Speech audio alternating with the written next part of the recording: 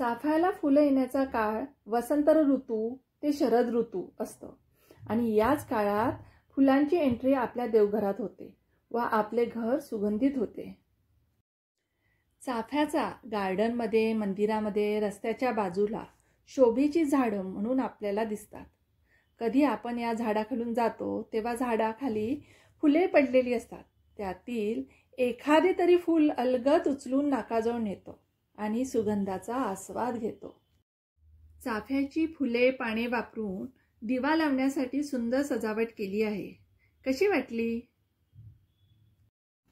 Hello friend, स्वागत आहे तुमचे डे विथ माधू, नीतू, चेतू चॅनलवर।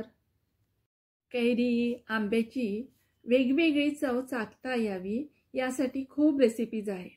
त्यातील एक प्रकार आपण करणार आहोत, आंबा पोळी। कैरीचे देठ काढून कुकरला 4 शिट्ट्या देऊन शिजून घ्यायचे। कुकर थंड झाला आहे, कैरीचा गर काढून घेऊ। मी इथे जवळपास 1 किलो तोतापुरी कैरी घेतली आहे।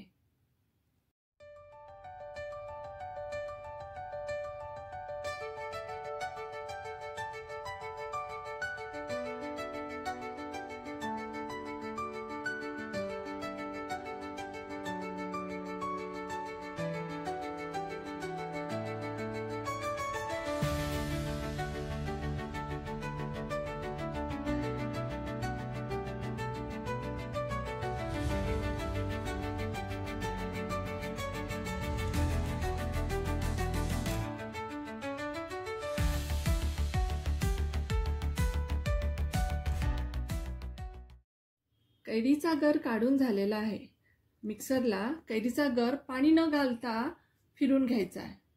गर मिक्सरला फिरवून घेऊ, त्याने तो एकसारखा होतो। गरामध्ये असणारे रेषा, धागे किंवा गुठळ्या राहत नाही।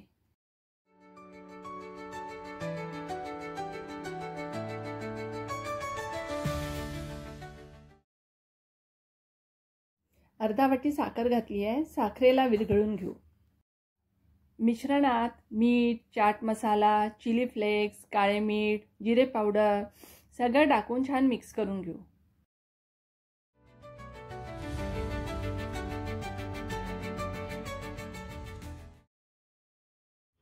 यात अर्धा लिंबूचा रस घालते आहे। लिंबूचा रस स्किप करू नका। ताटाला तूप लावून आंबा पोळीचे मिश्रण ताटात ओतून घेते। ओतलेलं मिश्रण पटकन पसरत नसेल तर चमच्याच्या साहाय्याने पातळसर पसरून घ्यायचं। ही आंबा पोळी घरातच सुकवणार आहे, फॅन खाली। घरात किंवा बाहेर आंबा पोळी सुकवताना त्यावर पातळ कॉटनचे कापड टाकायचे आहे, कारण धुळीचे कण त्यावर बसू शकतात। 2 दिवसात ही आंबा पोळी सुकलेली आहे। बघा किती छान झाली आहे आंबा पोळी, सहज सुटत आहे। रंग सुद्धा किती छान आला आहे। आपल्या आवडीप्रमाणे गोल, लांब, चौकोनी आकारात कापून घ्यायचे। मी रोल करण्यासाठी लांब स्ट्रिपच्या आकारात कट करून घेणार आहे। मी कैरीचा पल्प वापरून आंबा पोळी बनवली आहे। तुम्ही सेम प्रोसिजर वापरून आंब्याच्या रसापासून आंबा पोळी बनवू शकता। बनवायला सोपी आहे, खायला चटपटीत आहे। नक्की बनवून बघा।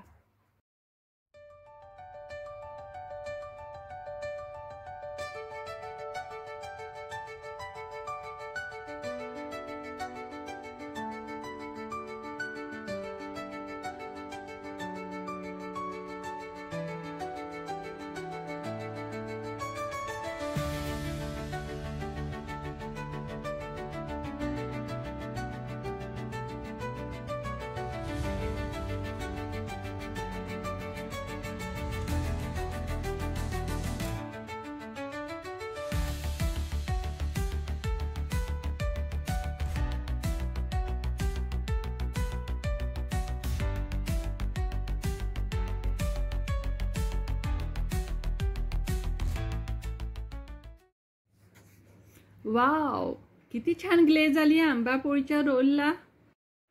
मुलांना आदल्या मधल्या वेळात खाण्यासाठी वर्षभर टिकणारी आंबा पोळी तयार आहे।